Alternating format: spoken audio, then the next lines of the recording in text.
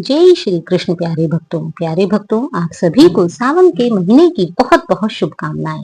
सावन का महीना जो कि इतना पवित्र है कि सावन का नाम लेते ही हृदय में भक्ति एवं पवित्रता की अपने आप ही हृदय भर उठता है। ऐसा लगता है चारों तरफ भक्ति का माहौल हो गया है। इस समय वर्षा अत्यधिक जोरों पर होती है और यही कारण है कि पृथ्वी भी चारों तरफ हरी भरी हो जाती है और उसी प्रकार व्यक्ति का हृदय भगवान शिव की भक्ति से भर उठता है। भगवान शिव मनुष्य को सभी प्रकार के मनोवांछित फल देने वाले माने जाते हैं। कहा जाता है कि भगवान शिव बहुत ही भोले हैं, इसीलिए उनका एक नाम भोले भंडारी भी है।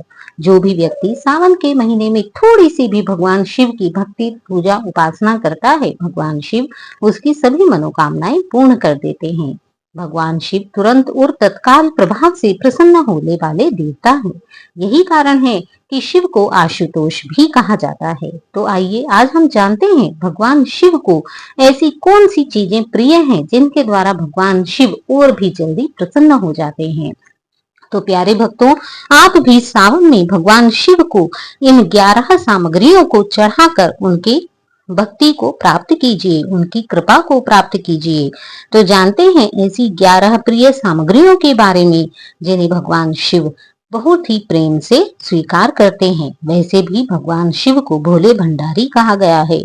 भगवान शिव शमशान में वास करते हैं।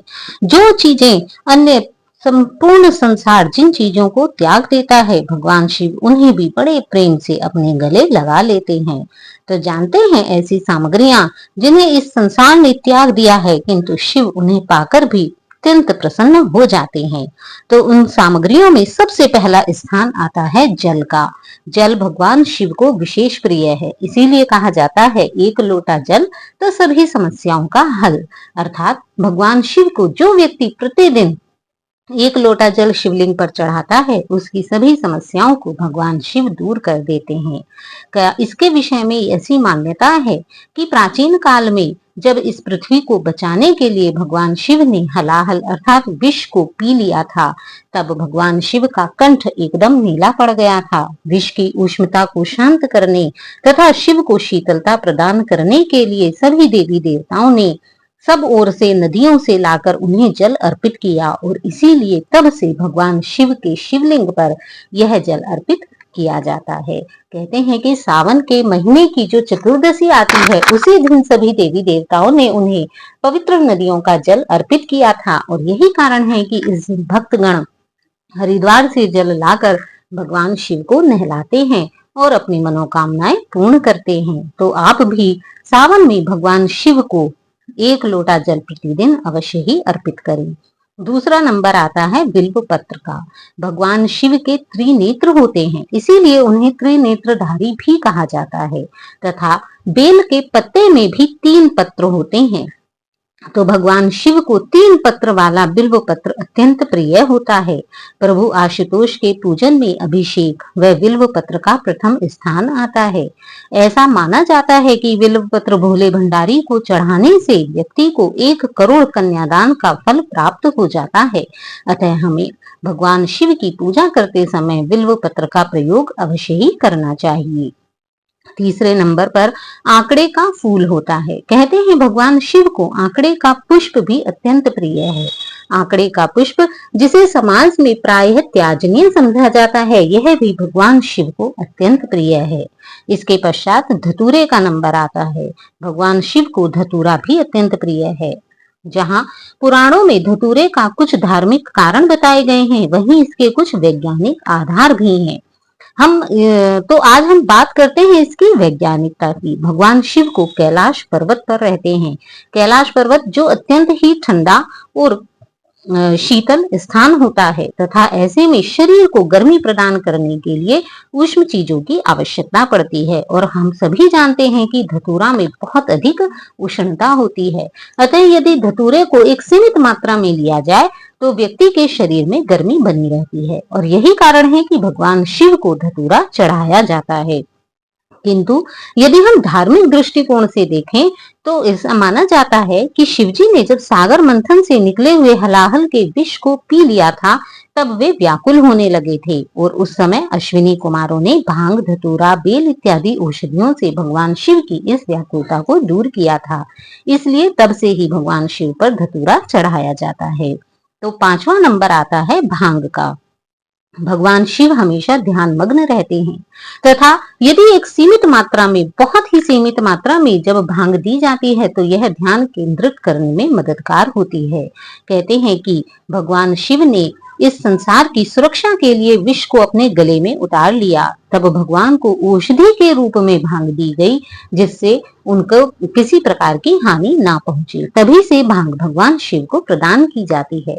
किंतु प्यारे भक्तों, कुछ भक्तगण भांग को भगवान शिव का प्रसाद मानकर अत्यधिक मात्रा में पी लेते हैं, जो कि गलत है।